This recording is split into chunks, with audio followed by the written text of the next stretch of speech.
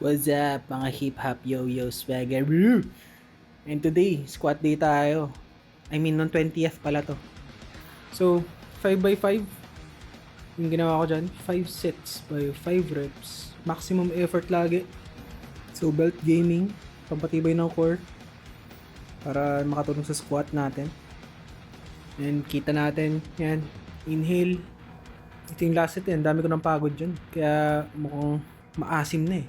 Siyempre, 60-minute na cardio. Itsura natin. Kumain tayong chicken thigh. Ang sarap ng chicken thigh. Solid. Tapos kumain tayo ng ground beef. Seasoning. Kapos sa alat eh. Tapos, ito na yung main meal natin. Hashtag sinigang. Yes, ako po ang nagluto nan. So, yung pork belly na yan, mineasure ko, raw, ay 195 grams. Tapos yung kangkong, 194 grams yung kangkong. Ang kulit nga eh.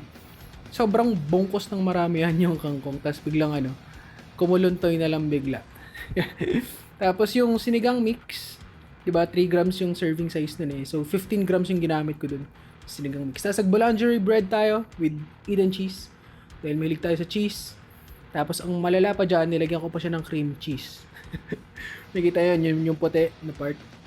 Cream cheese yun. So, hindi ako mahilig sa cheese. Sobra lang. Tapos Coke Zero.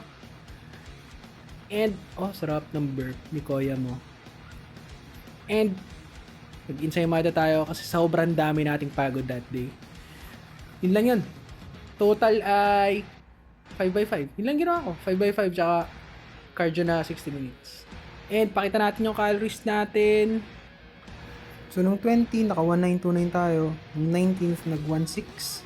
Average natin, 1774 on both days, diba?